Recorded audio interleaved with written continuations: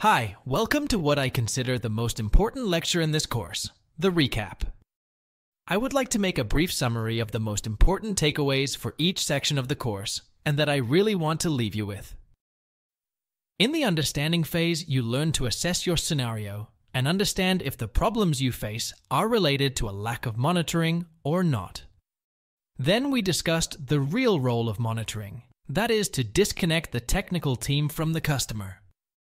Don't get me wrong, what I mean is to equip your team with the right tools to make it autonomous for technical maintenance, bug fix, and refactoring. I can assure you that your customers will be more than happy with it. In the final part of the course, you learned what the main categories of monitoring tools are and how to choose the one best suited to you based on your technical and organizational needs.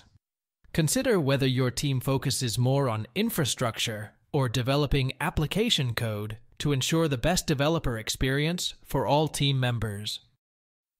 Finally, I want to thank you for the time you spent to improve your developer experience.